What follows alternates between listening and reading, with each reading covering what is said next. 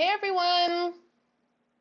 I apologize. I went live and my Wi-Fi cut out. Totally cut out. I couldn't get it to come back on. So I just took it off and we will do it this way. So I apologize if you were in it and then you got kicked out. If you're watching this on the replay, bear with me for just a minute while everyone joins and we get this live started. And if you're watching now, welcome, and please comment and let me know that you're here. We actually had I've never had an issue with the Wi-Fi, and the company that hosts it had an issue last week while I was in Mexico, and I received emails about it, but it said it was totally fixed. And I thought that was good timing because I was gone. So apparently it must be having some issues this morning. So hopefully we won't have any more. I just took it off so we don't even have to worry about it or deal with it. And we should be good to go. So as you come on, please comment so that I know you're here. I see Lindsay, you're here. How are we doing? Cindy and Christy. Okay. I'm going to give it just a couple minutes because I know some of you probably hopped off and then came back on. I just wanted to make sure that my speaker is working well. And make sure that I'm seeing all the comments. All right. Hey, Cindy, how's it going? Good morning. Some of you might be just getting started. Some of you may have been, it's time for lunch. It's about 10:07 here in Utah, so we're just getting up and getting moving.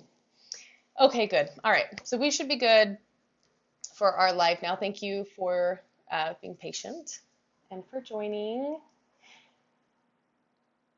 Oh, awesome. 6 p.m. in Sweden. Well, good evening. I'm happy you're here.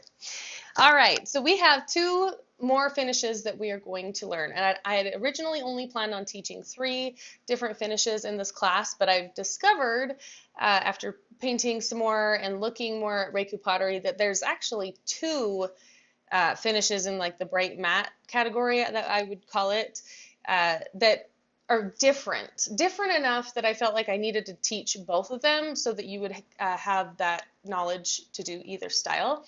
And then you can take, some of what I'm teaching you and you can put it into the other finishes as well if you really like all this texture or if you like it more smooth. So I'm going to teach you those 2 different styles and show you. Okay, Lindsay. Let's see. I'm not sure how many times you've done these looks on furniture. I've seen the ones you posted, but I'm curious if there is a style of furniture that you feel looks best on one, or maybe it doesn't go with it so well. I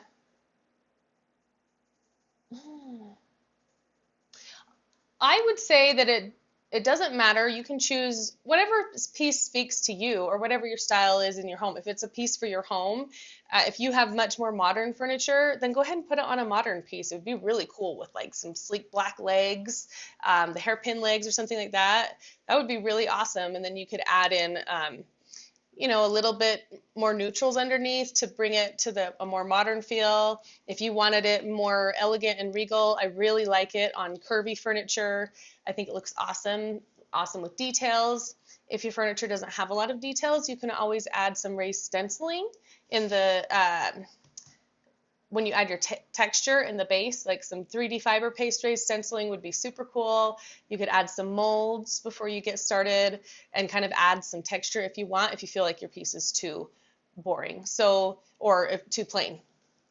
So I really think it just depends on where you're putting it and what speaks to you. I think just try it on anything, but probably the simplest way to translate it would be onto a piece that has a little bit of curve, like oh my gosh, my mind just went blank. A French. I can't believe I just lost the word. You know what I'm talking about. You guys will probably drop it in the comments because I'm being dumb, but anyway, that's what I mean. French provincial, thank you, sorry. Okay, all right, so with that, we'll get started. I'm going to show you the 2 finishes that I'm going to be teaching today, and I've already started recording a tutorial on top coats. So I'm just going to do a separate tutorial for top coats because there's a lot of information in that, and I think that will be the best and most helpful way. When we do our staging workshop, I'm going to do a live, and then I will announce when that's going to be. All right. Yeah, a mid-century modern piece would be really awesome too. I would like that. Would I do the top that way? You could take the finish right over the top and paint the top part too, or you could strip it and stain it and have like a really beautiful wood stain, any color stained. You could stain it like a dark ebony would be cool. You could do a white pickling stain. It kind of depends on your piece, but I'll tell you what, when you get to that point, I usually do my top last because then I kind of decide what tone I want it to be to match the base of it. When you get to that point, you can post pictures in the group too and say, what do you guys think? Give me some suggestions. I think that's a really fun way, and people have some really, really awesome ideas. So I think that's fun to bounce them off of each other as well. Yeah, and I did list some ideas last night for the top as well. Okay, so here are the two we are going to be learning today. This is the smooth finish. So this would be more similar to the smoldering finish, okay, in the way that it kind of metals together and blends. So it's really just kind of, I don't know, it's kind of fun. It has these little copper hints, some of this distressing down here. So this is the one that we're going to learn. That's our smooth, and then we have a textured finish that we are going to learn. Now this is not totally complete because I've got a couple more steps to show you. But you can see how they're both that bright, the matte colors with a little bit of copper and the burn, but they're very different because one is so textured. All right, okay, so that's pretty much what we are going to be learning today. I'm going to set this one aside, and we are going to start with our smooth finish, okay? So before we get started, there's something that I want to show you. And I think this is so cool. I found this. This is another vase that I found at a thrift store. And it was before I knew much about Raku pottery, so I didn't really realize that it had that technique in it. This is the back side of it. Okay, and this is the front. Look at that. Isn't that amazing? It's so yummy. Okay, this is a matte finish. See how matte it is? And it really doesn't have any metallics. I mean, yeah, it doesn't have any metallics in this piece. There's a little bit of shine up here, but okay, so this technique that I'm going to show you now, the smooth, bright finish, is going to be similar to this, but different color tones, all right? So you see right here, this is like native clay. Okay, we've got some native clay in there. We've got some like refurbished gentleman in there. We've got a little bit of like deep turquoise and refurbished gentleman layered. You could throw in some iron oxide down here. You could throw in a little bit of, you could even add like a little bit of copper in here, or you could add like a yellow-orange fireside. The new fireside from Wiesel is phenomenal. It's so killer. That would be cool in there too. But I just want you to see that what I'm teaching you now, you don't have to use those super bright colors to have this bright matte finish. You can use these deeper, darker colors to achieve that. So I just wanted to kind of open your mind to that. You can use either refurbished gentleman, native clay, iron oxide, a little bit of sapphire, copper, and carbon, and that would be absolutely beautiful. Isn't that awesome, Rhonda? Okay, so I'm going to set these aside because I'm not using these today. And set this one aside. Okay. So first things first, we're going to start with our base. And the first thing that I did was I painted it black. So you want a black base to start with. That way you have those dark black or smoldering pieces kind of sneaking through or peeking through. You have a nice dark base. So I used black. You could use carbon if you'd like to. And then we are going to use, this is ivory. This is one of the new release colors from Wiesel Paint. And it's really beautiful. It's like a creamy white. It's really, really nice, but it doesn't have any yellow undertones. So I'm going to use this. You could use bone, you could use snow owl, you could use, a really light pale gray white or a more creamy color. That's up to you. I've got a little bit of iron oxide, and then that's all we're going to do for this first step. Okay. So basically, we just want to kind of give some flow. So we want to create a lighter base, but we're not going to use the hot glue method, okay? So let's start with our iron oxide.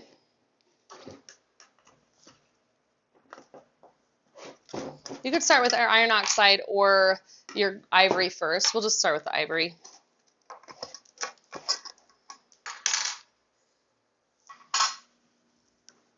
Okay. And I didn't apply any texture to this. All right, this is just straight onto the board. I'll move you guys down.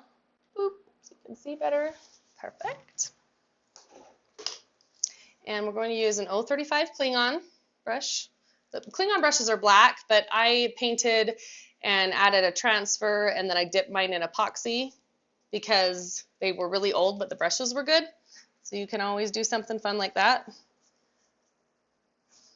Okay, so we're just going to take a little bit of our ivory, and it's almost like we're creating a cloud. Okay, so it's not completely covered all the way.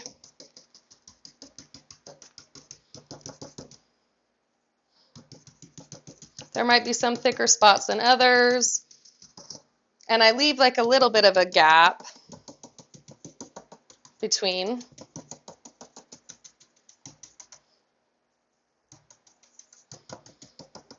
And depending on how bright you want this, because you are covering over black, you might need to do more than one layer, okay? But I feel like this is pretty good for what I want to achieve. And it's okay if you go like a little bit lighter and outside of it.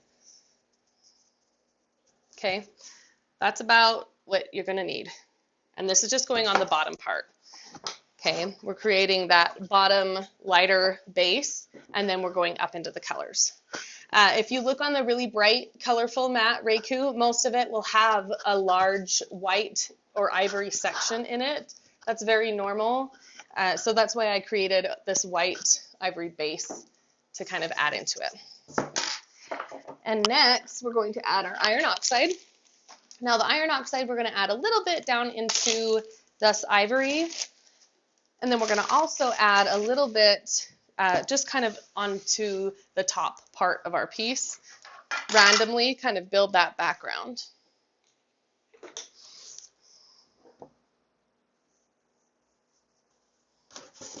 So I'll start up here. This is not totally dry down there, so I'm going to start up top. Okay, and we're just going to bring a little bit in here.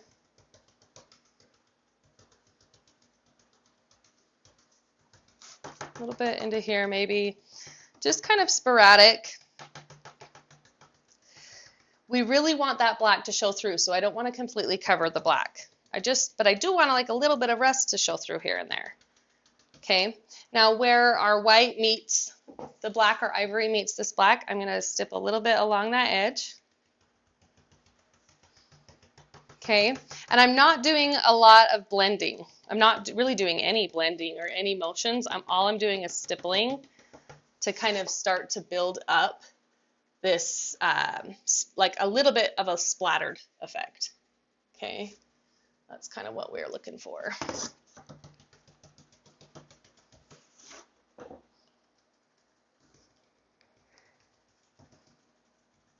Okay, I think that is plenty. We'll add a little bit down here on our bottom.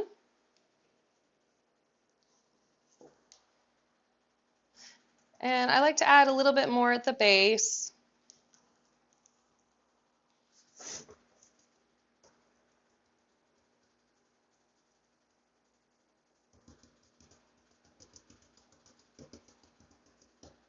Okay, that's probably good enough because we want a lot of that to show through.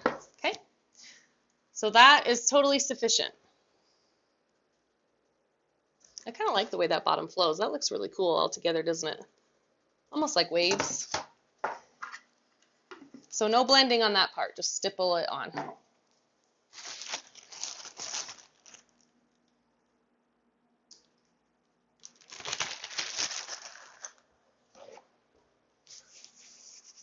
Okay. Now we're going to move over to this side. So we're going to start adding some bright colors.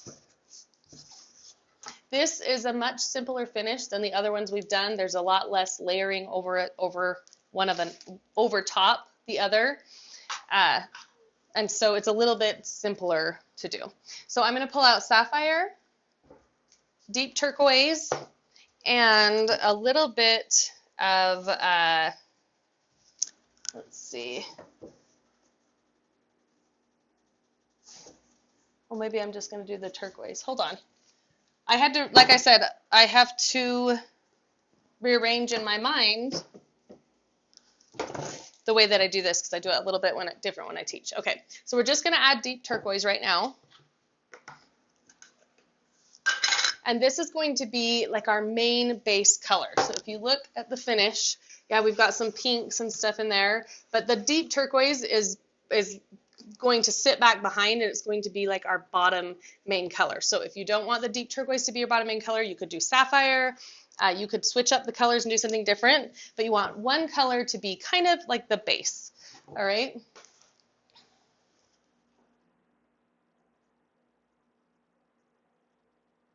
Have I ever tried the 1 hour enamel for these blending techniques? It is a totally different paint, you're right, and it is harder to blend. It's going to give you a different look because the 1 hour enamel has a satin finish to it, so you're not going to get those matte tones that you would with the chalk synthesis line, but you can totally do it. Someone that's really good at blending 1 hour enamel is Kim Cummings. She's at Phoenix. Oh my gosh, my mind is blank today. Let me think about her name for a minute. Anyway, she's really good at that. But I do prefer using the chalk line. Okay? All right, so let's go ahead and add in our main base. We don't want to completely cover up the black, but we do want this turquoise to kind of be our main color. So first I'm going to stipple it on. Okay? And I'm just kind of creating a base, and I'm also creating the flow. Okay? So how do I kind of want these colors to mix? Do I want it to have a movement one way? Do I want it just to be kind of random? So I'm just going to offload my brush until it doesn't have any more paint in it. This way I'll get a lot of nice areas that have more black showing through. And I'm going to go over top of the rest areas as well. Okay. So you're going to do quite a bit of coverage, but you're going to do a lot of light coverage to kind of let those darker colors really be our base and ground this piece. Okay. I'll pull a little bit down into the white over the top. Go right over top of that white.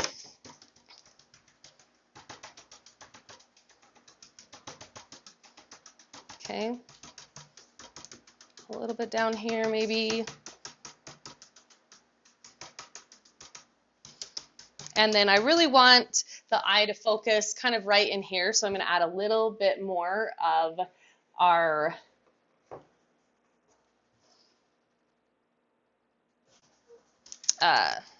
bright color here.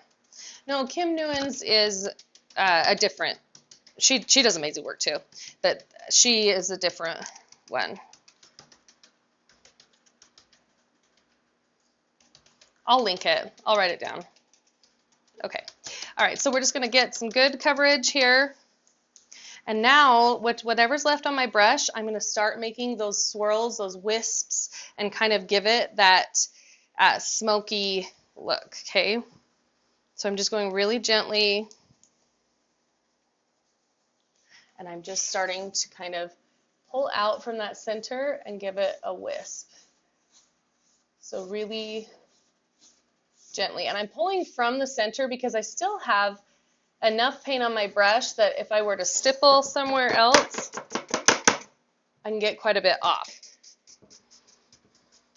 Okay, with this too, this is another one that you definitely want to pull down and kind of give it the appearance of those splatters or the paint falling. Okay. So just go back over and kind of soften everything up, pull it down a little bit, cover up that brown a little bit, that iron oxide. See, you just want that subtle rust kind of coming through behind it. Okay. All right, let's soften this up a little bit. Sometimes it may feel like you're not putting anything down, but really, when you start to look, I mean, I'm getting quite a bit over top of that, getting those nice transitions in there. Okay, I feel like this has some good flow. It kind of comes, you know, this way. We've got some spots going up. We've got a bigger spot here. I can blend some of my colors into and soften this up. So I'm not going to sit there and work on this for very long. I'm going to leave it like that because right here is where I can start adding some of that, those pink or warmer tones in that. All right. Okay, so we'll set that aside. And then we are going to start adding some pink colors. Okay, now one thing you can do before you move on to the next step, or you can do it after, I mean, it's kind of whatever you prefer.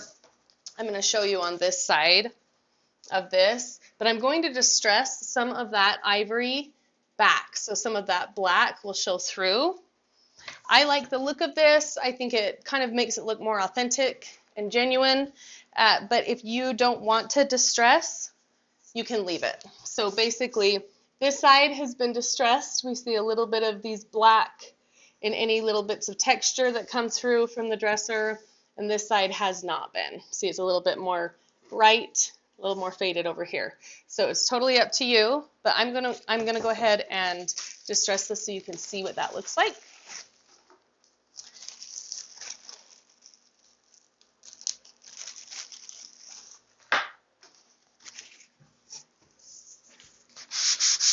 I'm just using 220 fine grit.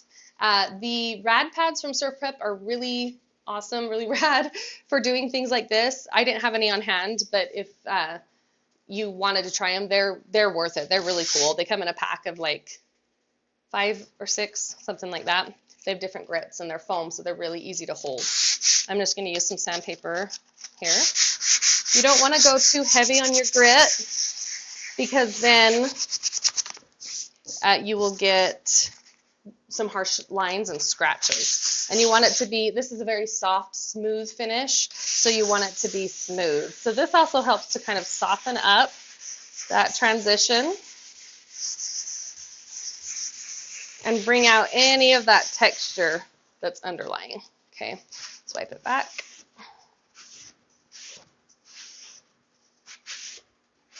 And it will make, I think it helps the paint to adhere better because you're kind of like working it all in together. You're making sure it's on there really well. And it will make it feel really nice and smooth to the touch. So you'll still have a little bit of texture, but it will feel smooth, which I think is really important. Because the first thing that people usually do when they look at furniture, they touch it. They want to feel it. So that's important, okay? So that kind of gives a little bit more of that distressed feel. All right, let's start adding in some of these colors. So we're going to use Sapphire, right here, our Raspberry Beret, Rock Steady, and our Copper. Okay, so we've got our base. We have a little bit of this black. And if you feel like you didn't let enough black show through, you can always take your sandpaper and you can kind of sand around a little bit, see if there's any texture that you can kind of open up and let shine through. And then it will make that top part feel soft as well. So you can sand the whole thing if you'd like to. But we got a little bit of this texture coming through, which I think is cool. Okay, now we will layer. So let's start with a little bit of our Sapphire. I love this Sapphire with the Raku. I think it looks amazing. It's just a really great accent. It looks amazing with the deep dark tones, but it also looks awesome with the bright ones. Okay, we're just going to stipple a little bit of this on. And anytime we use Sapphire, it's really not very much. Okay, so I'm just going to add just a little bit, probably right in this transition area. Offload a little bit. And then We're just really lightly adding it and kind of wisping our brush. Doing that circular motion, pulling down, just like we did on the other pieces. Okay, and we really want that really nice, soft, cloudy feel. So we'll kind of come in here, offload a little bit, let it have that little drippy feel, and then let's go ahead and wisp it. We're going to wisp it this way.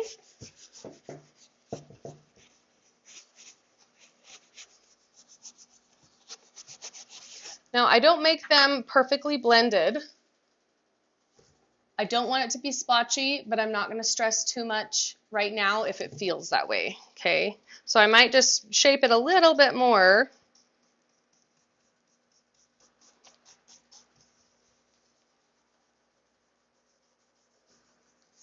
But I'm not going to stress over that because as we add our pink and a little bit of a smear over the top, it's really going to just blend well and you're not going to have that feeling anymore. So I'm doing the same thing where I add a little bit thicker areas and then I kind of go over the whole top and offload my brush. Whatever, there's a little bit of texture or whatnot, it might catch, okay? So that really soft feel. All right, that's about all the sapphire we're going to add for right now. Now we're going to go to our raspberry beret. I'm going to show you the difference between the raspberry beret and the rock steady. It really is. It's fun to watch the progress of these two. So, okay, here's a tip. Now, this is a tip that I know, and I know it is helpful and useful and beneficial, and it's the way you should do it, but I don't always do it this way. That is to pour your paint into another container to paint out of, okay? So any mineral type paint, it is naturally made, right? And are not made by nature, but they try to use more nature-based products, less chemical compounds in it, okay? So that, because it's that way, if you bring water into it that's not this purified water, then it can cause it to mold or can contaminate the paint and it can cause it to sour. All right, so you don't want to be dipping a brush that has been in any type of water back into the can because it can cause it to do that. I typically use my paint pretty fast, so I don't worry about that a ton, but the correct way would be to take some of the paint and pour it off into another container and paint out of it, so you avoid doing that. You'll also have cleaner lids and be able to close your containers better, all right? But a lot of times I just paint right out of the lid. So this is the difference between Raspberry Beret and Rocksteady. This is much brighter, a little more intense, and this has that beautiful kind of darker, deeper undertones. I like both of them. However, you don't have to use both colors if you don't want to. But I do like how they bring a little bit different tone to the piece, each one. So let's go ahead and we're going to start with our darker one, which is our Raspberry Beret. Okay, and we're going to start kind of creating this pink.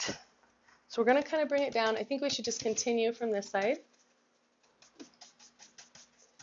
And same thing, I don't have very much paint on my brush, and I'm just kind of laying down a little bit of our flow. Where do I want it to go? Okay, that's kind of what I'm...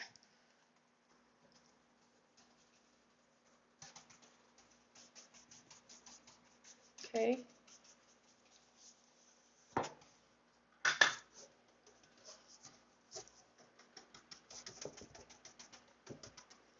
Maybe there'll be a little bit of brighter spot up here. I'm going to leave that harsh for now. I'll come back to it.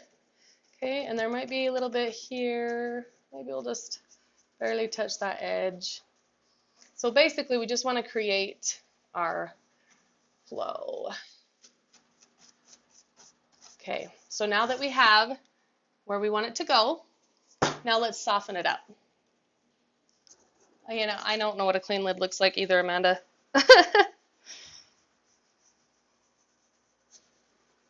I'm not a rule follower or direction follower, which is kind of funny that I teach.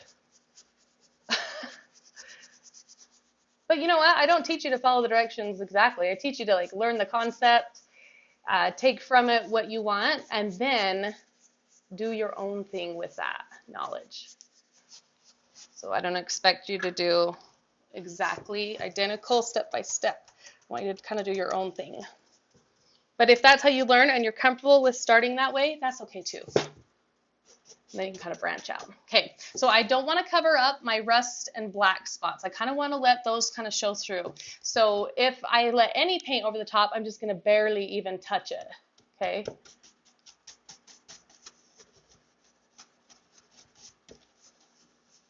And then just kind of wisp it.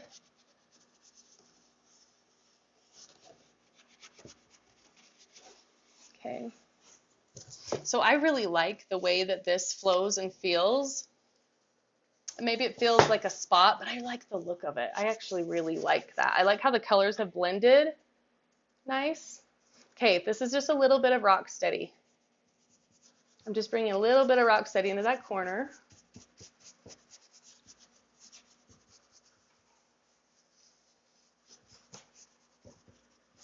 And then I'll bring it up here. So my raspberry beret is dry. So I'm just going to take my Rocksteady and go over the top of that to let them layer and like pop a little bit. Oh, my dad's here. Oh, maybe he's talking to somebody.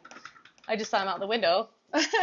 Okay, so we're going to take our Rocksteady and go over top of the raspberry beret. If it's not totally dry, let it dry. Mine is pretty dry because I'm putting the layers on thin. So I'm going to go ahead and just bring it over. Okay, and stipple it. And I'm just really softly stippling because I don't want to cover up the texture, but I want both colors to kind of show. So see how the stipple, the blending gives it a smoother kind of smudged finish. The stippling allows these little tiny dots to kind of sit. So they'll sit on top of each other. You'll get a little bit more dimension by applying them that way. And sometimes I leave it on a little bit thicker. I like that, okay? Add a little bit here. And if I want it to be more wispy, I can come down in here and I can just start doing my blending thing. Okay. Let's add just a tiny bit more Rocksteady right in here. Kind of bring that down. And then we'll add our next step. Okay. All right. So this gives us a really nice, soft transitional blend, kind of cloudy, almost like a cotton candy kind of finish. Just really soft and faded. Okay. So now there's two things that we can do. You can go through and you can dry brush a black or a chocolate over the top and kind of deepen it and darken it if you would like to, or you can leave it really bright. It's totally up to you. Both look great. You could test out a little section and see if you like that, or if you want to leave it just really bright and intense like this. Okay, and then you can add your copper over top. So I'm going to do the copper first. Let's look at it and then decide if we want to add a little bit of iron oxide or a little bit of the darker tone. And then we'll move on to our next finish. So I'm going to set this down. I've got paint all over my table. This is going to be the most colorful table I've ever had. My son actually was doing some trading with the neighbors. You know how you trade up things? And one of the neighbors gave him this table. It's a little antique table, but it's the perfect size for my lives. So I bought it from him. Okay. So let's take a little bit of our copper. Now we have a little bit of texture that was on this piece. I didn't add any extra texture. I left it like this instead of sanding it smooth because I thought there's going to be a lot of you that have a dresser that has some details and texture in it. So it'll pick up on any spots that stick out more, just like we've done before. So even if it's a smooth texture, you're going to get a little bit of spots where you can really highlight with your copper and make it pop out.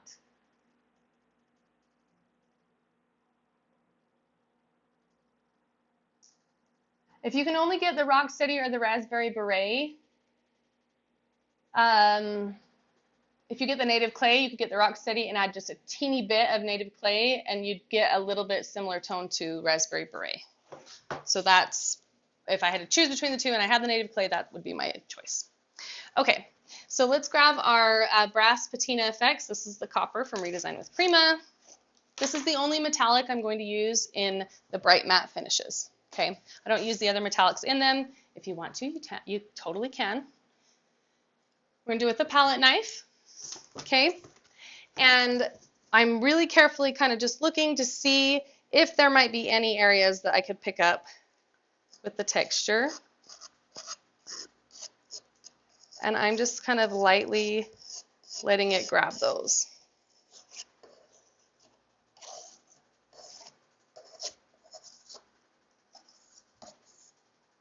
Okay, and then some areas don't have any texture.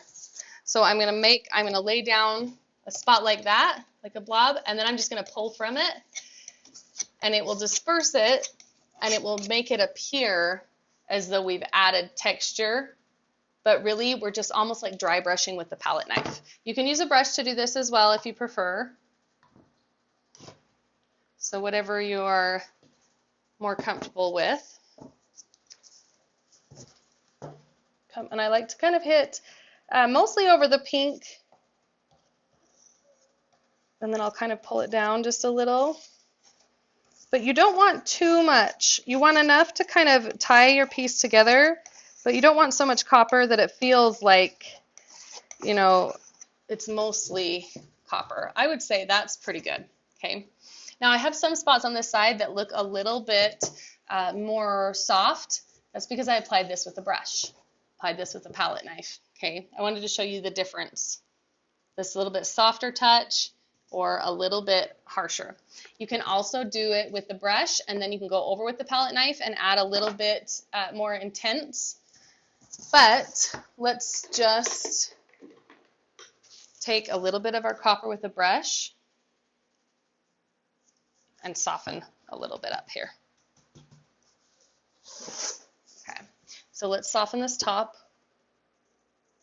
And I'm really, really lightly kind of touching it. Okay, see how that brings that like softness to it? So it really does matter how you apply your products, because it's going to give you a different look and a different feel. And it may be the complete difference, like a make or break. Sometimes it's not a big deal. So, but I do like kind of softening that up, especially on this smoother finish. I think it kind of brings everything together really nicely. Okay.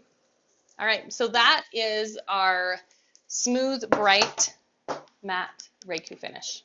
Now I would seal this. There's two ways to do this, and I will talk about that when I teach the course, when I do the tutorial on sealing your piece. But if you really want the base to look matte and you want the metallics to look metallic, metallics don't need a top coat. They are strong, and the way they're made doesn't require a top coat, okay? So if you want that look, what I would do is I would seal this with a matte varnish and then let that dry completely. Probably a couple coats at least. I usually do 2 coats of it. And then you can take your metallics and you can go over the top of that. That way you have super matte finish that's sealed and protected, and then you have your metallics that's really going to shine and not be dulled down by that matte varnish. Okay, so that's the order and the steps I would do that in. But I'll go more into detail about top coats. All right. If I wanted to add some iron oxide, a little bit of rust. I even have my water out, so I'll just show you with the water, because I really like a little bit of rusty drip. I think it's very fitting for the Raku pottery. I'll just take my brush, a little bit of iron oxide. And if I wanted to do this, I would do this before I sealed it, before I put the metallics on, if I was going to seal it with a matte and do it that way. Okay, I would do this first. So I'm just going to take it, kind of put it along this line here.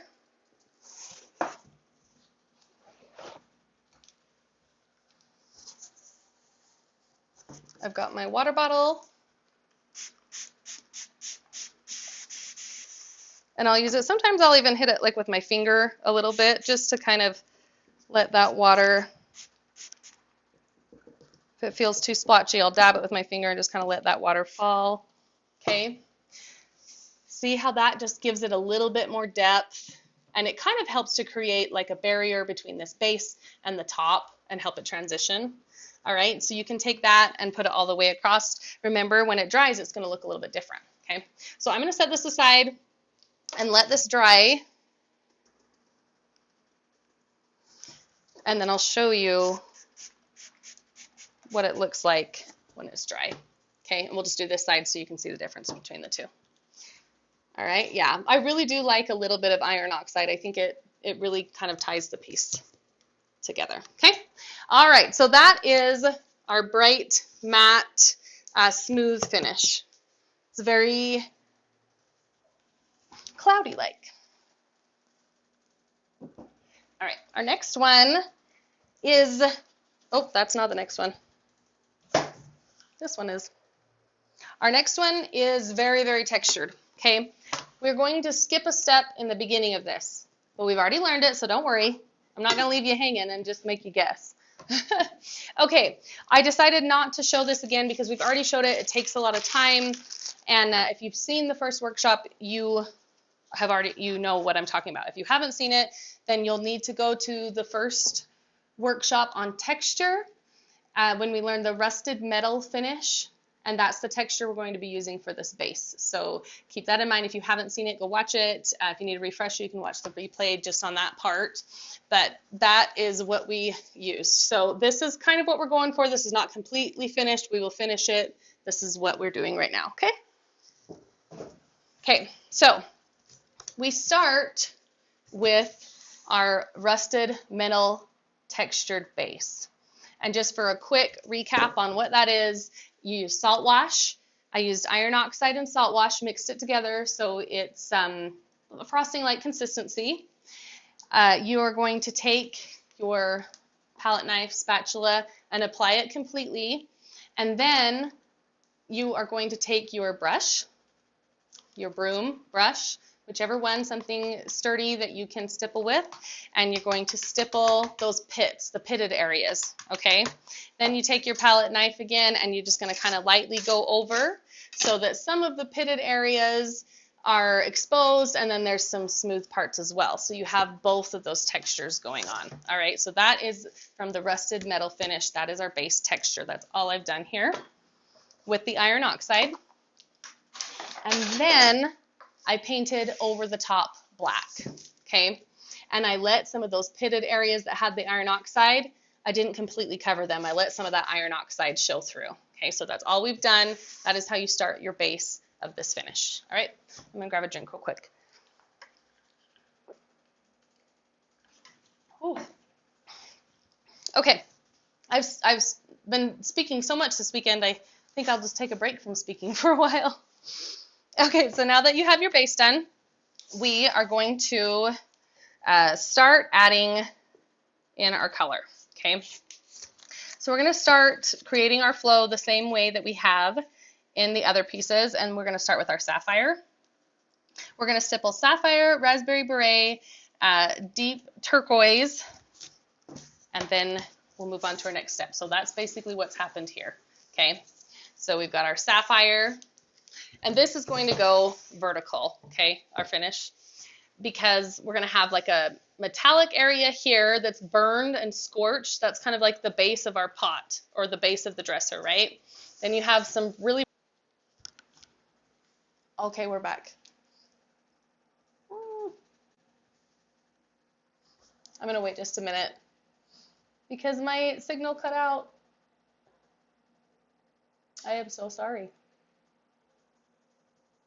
I'm going to wait and just make sure that you all are on here, have a couple comments, and then I will continue on with our textured bright Raku finish. I apologize.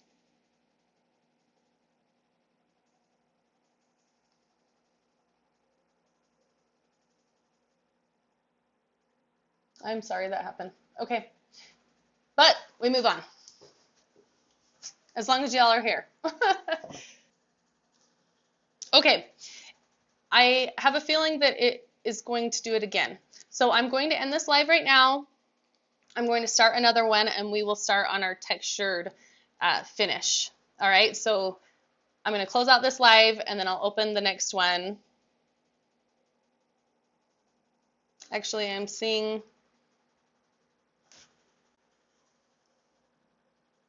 Okay, I'm seeing the feet on there, so I'm going to try one more time. I will be teaching these finishes on at least one or two of them on a piece of furniture as well, and I'll go into detail and answer questions when it's applied to furniture as well, so plan on that. Okay, let's go ahead and continue. All right, so let's start adding in. We've got our smoky dark base that has some copper feel to it. We're going to have some white coming down into it and our bright tones.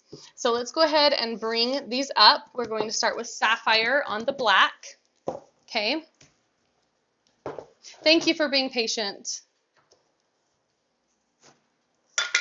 I try to take all precautions to avoid that from happening, but it seems to be something with our provider. Okay, so let's go ahead and start with our sapphire. Good, I'm glad, Shauna. Good deal. Okay. Okay. And we've already put some down here on the base, so let's go ahead and we're just kind of creating that flow again, okay? I'm going to pull it right down over top of that turquoise that's there. But normally it would just be a black surface where I'm just adding on this sapphire. Okay, you're going to layer a lot of your white and copper over the top and bottom of this section or of your piece of furniture. So what you're really doing is just getting some of that color laid down.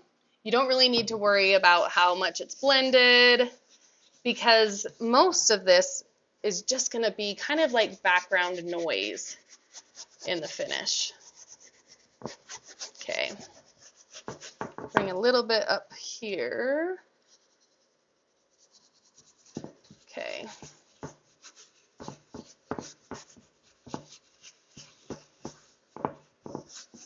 Okay.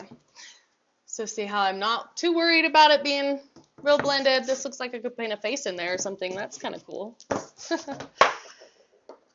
Okay, now we'll add a little bit of our deep turquoise. And then we're going to add a little bit. All right, Cynthia, that sounds good. Thank you for joining this morning. For all of you, I know it's kind of a busy time of Saturday. Okay, and then I'm just going to kind of bring this up, and we're going to set it next. I'm going to paint my chin. Look, I painted my chin. We're just going to kind of set it down next to it, okay? And I really want to leave some of this black up in this corner. So I'm going to go ahead and just leave that. Leave some of that base. Okay, that's about all I really want to add. And then we'll add a little bit of raspberry beret. Is that what I said, or did I say? I said raspberry beret, yeah. You could do rocksteady or raspberry beret. Or you could, if you want a little bit darker tone, you could add the native clay in for this part. That would be really cool too.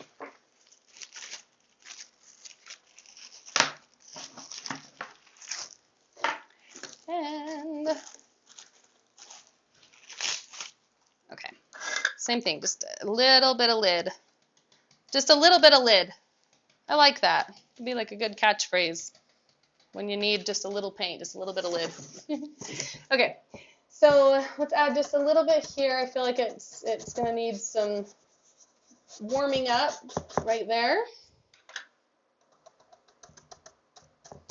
Let it do that little paint splotchy drippy thing. And then we'll just blend it out right here. Okay. Okay, that is all we're going to add for our base colors. It's just a little bit here and there, and a lot of that black and even the iron oxide coming through. So you can see down here where we've done that texture and we've got our stippled iron oxide with just the black kind of dry brushed over top. This is going to look really, really great when we start to add the copper and make it look smoked and like smoldering down here. Okay, you'll see it as we go. So, all right. Okay, so now that I've got all that on there, we're going to start adding a little bit of rust or a little bit of darkness. We're going to use chocolate. And I'm actually going to show you the next one so that you can see. Okay, so we're going to use a little bit of chocolate just kind of in between some of these areas.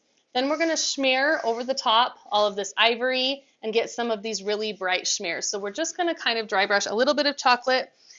It's a little bit hard to see right now, but when you seal the piece, the little bits of chocolate that you add will show through. So it is worth doing this step because it just gives it a little bit more depth and grounds the piece a little bit better, I think. And I'm just going to use my same brush that I used for the raspberry beret, a little bit of lid. And you don't need a ton of paint on your brush, okay? Now let's bring this up. So this is going to stay mostly black. We want kind of some rust to come up into our color. So I'm just going to kind of stipple it and I'm going to pull it down. If you have too much paint on your brush, you'll know it because you'll get really harsh drag lines, and this is just really soft. There's not much on there, okay? Okay. And then I'm just going to kind of blend in between some of the colors with what's ever left on my brush. Okay, you can dry brush a little bit to kind of tone it down. You're going to kind of follow your pattern where you have your lights and darks. Cover a little bit more on the darks, a little bit lighter on the lights. I'm going to stipple a little bit to bring this textured area up. So it's not textured above it, but it kind of just blends out that textured area into the turquoise. Okay, and then we're going to do the same thing here. We're just offloading our brush, adding little tiny bits of brown to give that rusted feel. Pull a little bit here, and let's bring a little bit to darken this up.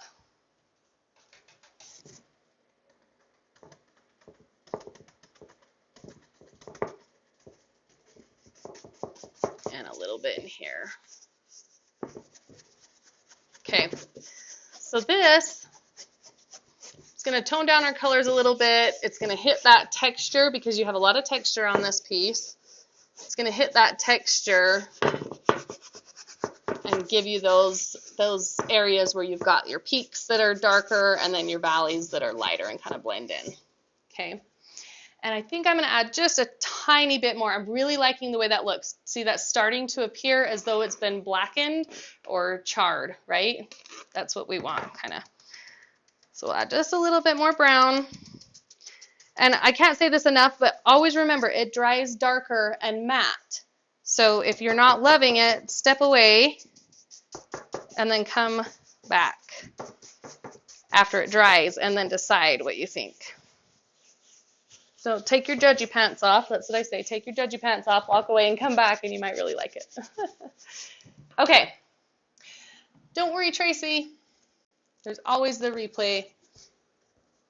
Okay. So this is what we want it to look like.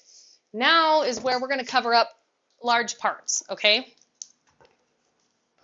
So we are going to use our copper, and we're going to use our ivory first. And then after that, we're going to add a little bit of bright over the top and a little bit more copper with a smear. And then we are done, okay? All right. So I'm going to set this one down and show you. Okay, so here is where we're going to go, from here to here, okay? See the bottom, how we've got our rusted kind of copper feel going on? We have this big white part of the pottery and then some colors that have kind of come over the top of it. This is going to be a really cool finish that you could make more sophisticated or make it really fun. You could add a transfer to something like this. You could add stenciling over the top. There's a lot of cool things that you can do with a base like this, or you can leave it just like that, okay? So now we're going to bring in our copper, because this is our darkened area, and then we're going to bring in our ivory over here. I think I kind of want to do it on the same. Yeah, we'll bring in our ivory over on this side, I think. Okay, so we're going to use a brush to apply this first, and then we'll smear everything in the end. Smearing means we're going to use a palette knife.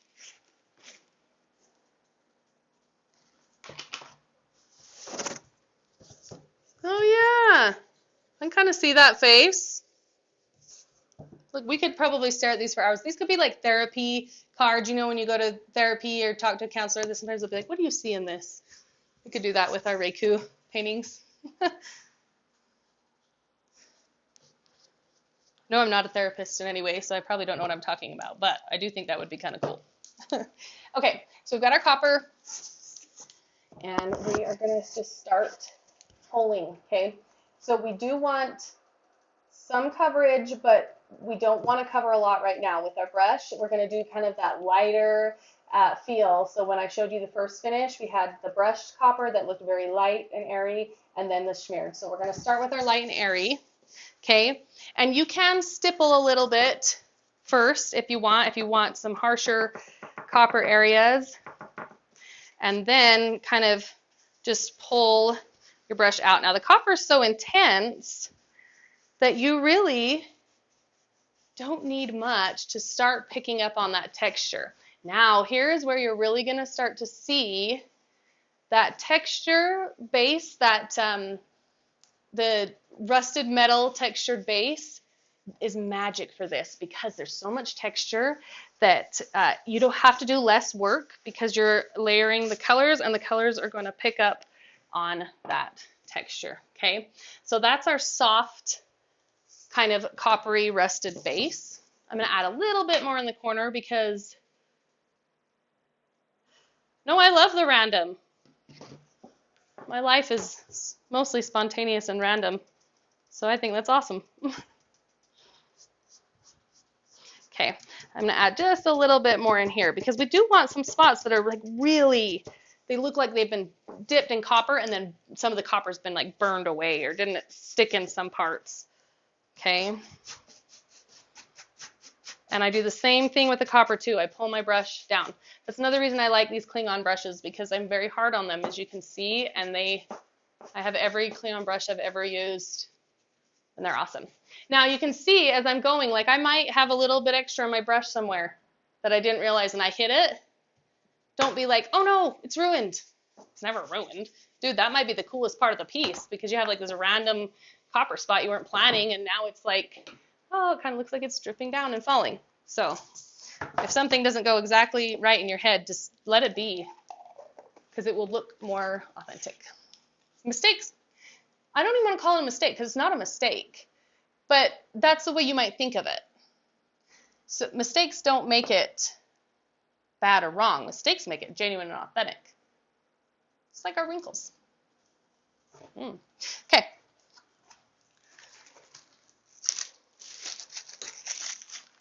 Now we're going to do our ivory. Remember we said we'd brush them on and then we smear everything. Okay. Smearing last.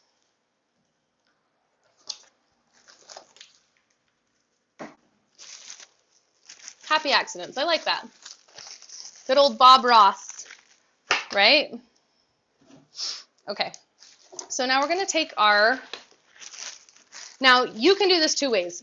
You can just smear the white ivory bone on whatever color tone you choose with a large palette knife if you want to. That might be a little bit easier like on a dresser or a large space like that. I am going to start with applying it with a brush, and then I'm going to smear it over the top so you can see both. You have a little bit more control over like the flow with a brush, and then you can come back with your palette knife and kind of disperse and spread out. Okay, so we're going to bring in our, let's bring it in here, okay? And I'm going to set this down for right now because I'm going to be stippling pretty hard, okay? And I'm just going to kind of stipple and lay it on thick.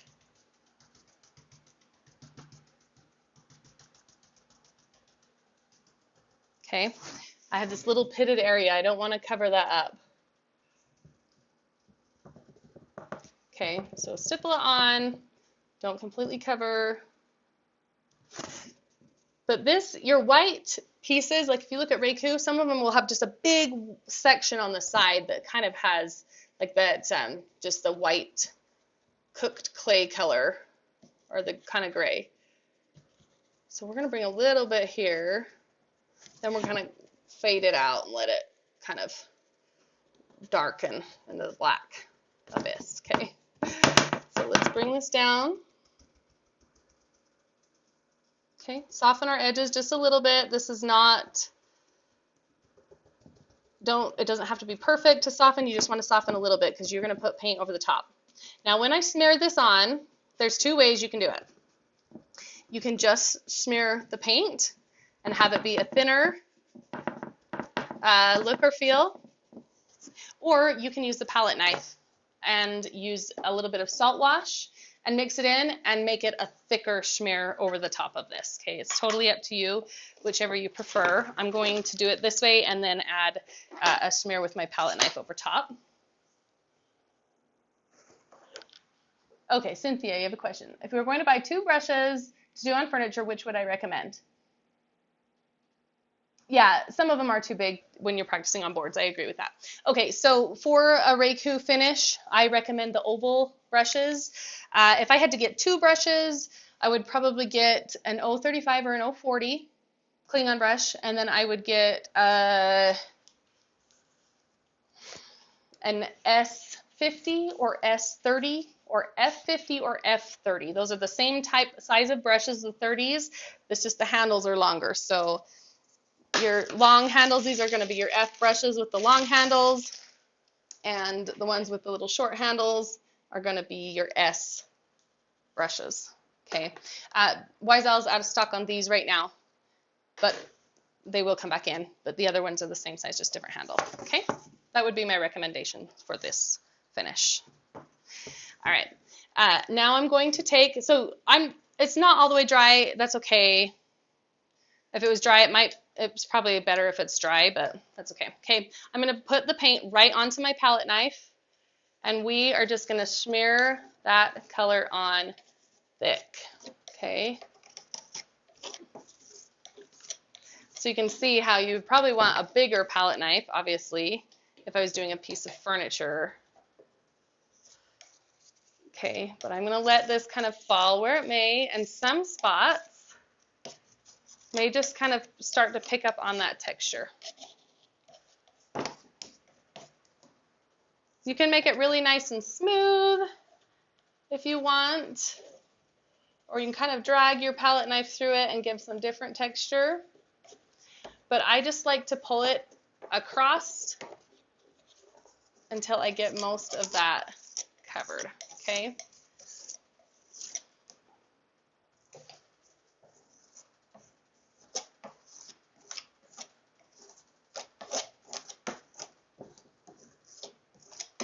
You can even pull it down a little bit down into your base if you like to.